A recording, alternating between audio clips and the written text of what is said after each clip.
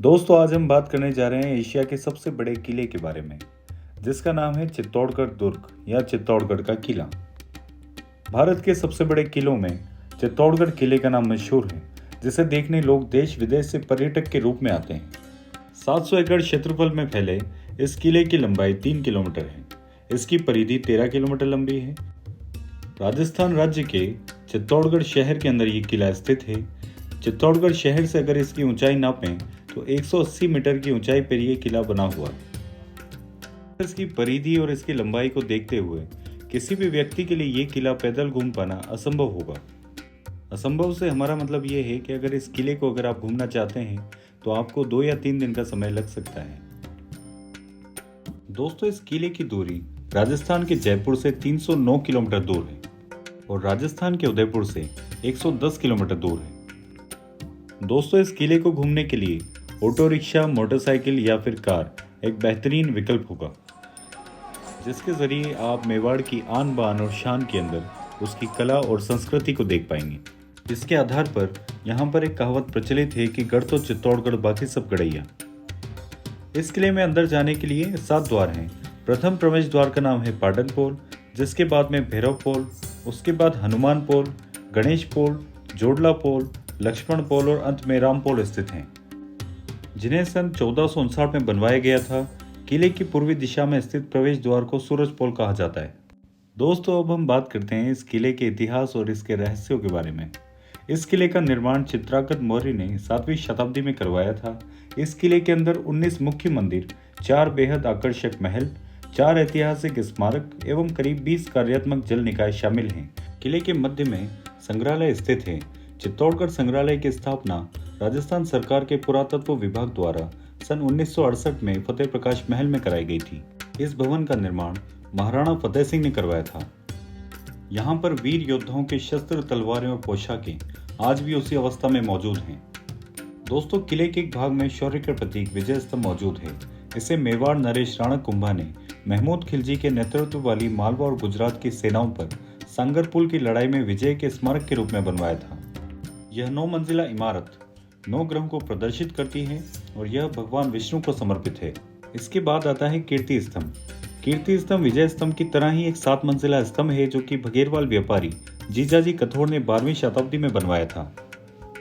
इसका निर्माण विजय स्तंभ से पहले करवाया गया था। यह एक प्राचीन जैन मंदिर के पास बना हुआ है। दोस्तों आप में से कई लोगों ने पद्मावती मूवी जरूर देखी होगी। पद्मिनी चित्तौड़ के राणा रतन सिंह की पत्नी थी। यह अपनी सुंदरता के लिए देश विदेश में विख्यात थी। अलाउद्दीन खिलजी के चित्तौड़गढ़ आक्रमण का एक कारण पद्मिनी को प्राप्त भी करना था। जब लंबे घेरे के बाद भी अलाउद्दीन खिलजी चित्तौड़गढ़ विजय ना कर सका तो अपने छल से राणा रतन सिंह को बंदी बना लिया गया। दोस्तों आप में से कई लोगों ने जौहर का नाम जरूर सुना होगा।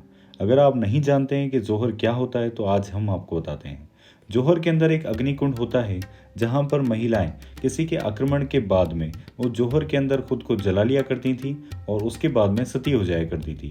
ऐसा ही हुआ पद्मिनी के काल में, जब पद्मिनी ने साहस एवं कूटनीति का परिचय देते हुए गोरा बादल की सहायता से राणा रतन सिंह को मुक्त कराया, तो सन 1303 ईस्वी में चित्तौड़गढ़ किले का पतन होने के बाद पद्मिनी ने 16,000 स्त्रियों के साथ खुद को जौहर कुंड के अंदर जलाकर सती कर लिया।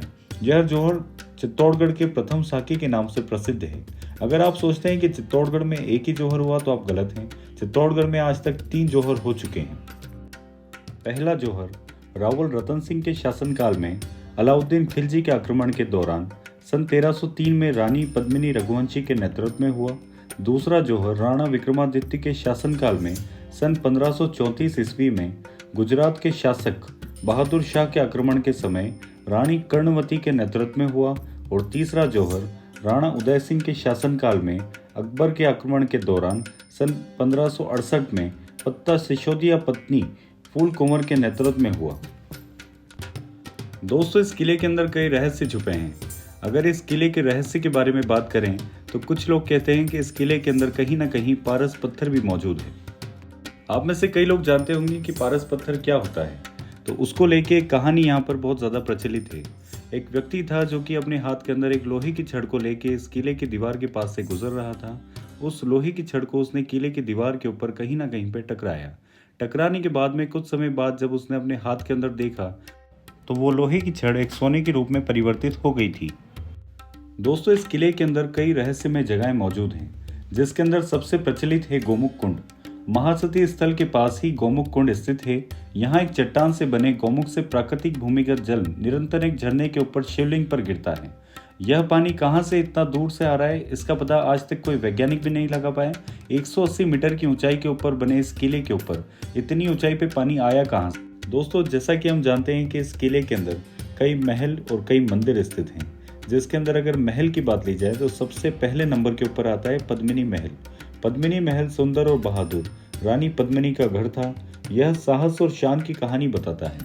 महल के पास सुंदर कमल का एक तालाब है। ऐसा विश्वास है कि यह वही स्थान है जहां सुल्तान अलाउद्दीन खिलजी ने रानी पद्मिनी के प्रतिबिंब की एक झलक देखी थी। रानी के शाश्वत सौंदर्य से सुल्तान अभिभूत हो गया था और उसकी रानी को पाने की इच्छा के कारण युद्ध हुआ था। दोस्तों, बेहद खूबसूरत रानी पद्मिनी के पिता ने उनकी शादी के लिए स्वयंवर किया था। इस स्वयंवर में आसपास के सभी हिंदू राजपूत राजाओं को बुलाया गया था। इस स्वयंवर के एक छोटे से राज्य के राजा मलखान सिंह भी इस विवाह की इच्छा को लेकर इसके अंदर शामिल हुए थे। साथ ही स्वयंवर में चित्तौड़ के राजा रावल रतन सिंह भी शामिल हुए थे और उन्होंने मलखान सिंह को पराजित कर पद्मावती से विवाह भी कर लिया था। क्योंकि राजा रावल रतन सिंह स्वयंवर के विजेता थे, वे स्वयंवर के बाद अपनी सुंदर रानी पद्मावती के साथ चित्तौड़गढ़ लौट आए। लेकिन 13वीं शताब्दी में दिल्ली सल्तनत के आक्रमणकारियों की ताकत धीरे धीरे बढ़ रही थी, जिसके चलते सुल्तान ने दोबारा मेवाड़ पर आक्रमण कर दिया। इसके बाद अलाउद्दीन खिलजी ने सुंदर रानी पद्मावती को पाने के इरादे से चित्तौड़गढ़ पर आक्रमण कर दिया। जब संगीतकार राघव चेतन ने अलाउद्दीन खिलजी को पद्मावती की सुंदरता के बारे में बताया तो वो मन ही मन उन्हें चाहने लगे और उनसे मिलने के लिए उत्सुक थे। दोस्तों, इन सब के आधार के ऊपर ही मेवाड़ के चित्तौड़गढ़ को त्याग, शौर्य और बलिदान का प्रतीक माना जाता है, जिसमें रानी पद्मावती का त्याग और बलिदान और रावल रतन सिंह का शौर्य इस किले के कीर्तिमान है। दोस्तों, इन सभी के साथ यह किला प्रेम का भी प्रतीक माना जाता है, जिसमें कृष्ण प्रेम की भक्ति में दीवानी मीराबाई की कहानी भी शामिल है। दोस्तों, आपने इतिहास के अंदर मीराबाई का नाम जरूर सुना होगा। मीराबाई का जन्म सन 1498 ईस्वी में पाली के कोटली गांव में दूदाजी के पोते पुत्र रतन सिंह के घर में हुआ था। ये बचपन से ही कृष्ण भक्ति में रुचि लेने लगी थी। मीरा का विवाह मेवाड़ के सिसोदिया परिवार में हुआ था। चित्तौड़गढ़ के महाराजा भोपराज इनके पति थे, जो मेवाड़ के महाराणा सांगा के पुत्र थे। विवाह के कुछ समय बाद ही उनके पति का देहांत हो गया था। पति की मृत्यु के बाद उन्हें पति के साथ सती करने का प्रयास किया गया, किंतु मीरा इसके लिए तैयार नहीं थी। मीरा के पति का अंतिम संस्कार चित्तौड़गढ़ में मीरा की अनुपस्थिति में हुआ। पति की मृत्यु के बाद मीरा माता ने अपना श्रृंगार नहीं उतारा, क्योंकि वह गिरधर को अपना पति मानती थी। दोस्तों, इस किले के एक छोर पे कुंभ के मंदिर के प्रांगण में ही एक छोटा सा मंदिर स्थित है, जिसे कृष्ण दीवानी भांतिमती मीराबाई का मंदिर कहते हैं। कुछ इतिहासकारों के अनुसार पहले यह मंदिर कुंभ का मंदिर हुआ करता था, लेकिन बाद में बड़े मंदिर में नई कुंभ स्वामी की प्रतिमा स्थापित हो जाने के कारण उससे कुंभ का मंदिर जानने लगे और यह मंदिर मीराबाई का मंदिर के रूप में प्रसिद्ध हुआ। इस मंदिर के निज भाग में भांतिमती मीराबाई और उनके आराध्य मुरलीधर श्री कृष्ण का सुंदर चित्र है। मंदिर के सामने एक छोटी सी छतरी बनी हुई है। यहाँ मीरा के गुरु स्वामी रैदास के चरण सिंह अंकित हैं। दोस्तों, इस किले के अंदर कई मंदिर मौजूद हैं, जिसके अंदर सबसे ज्यादा जहाँ पे श्रद्धालु आते हैं उस मंदिर का नाम है कालिका माता जी का मंदिर। पद्मिनी के महलों के उत्तर में बाईं ओर कालिका माता जी का सुंदर और ऊंची कुर्सी वाला विशाल मंदिर स्थित है। संभवतः इस मंदिर का निर्माण गुहिल वंश के राजाओं ने करवाया था। मूल रूप से यह मंदिर एक सूर्य मंदिर था। ताकों में स्थापित सूर्य की मूर्तियां इसका प्रमाण हैं। हर साल यहाँ पर एक मेला भी लगता है।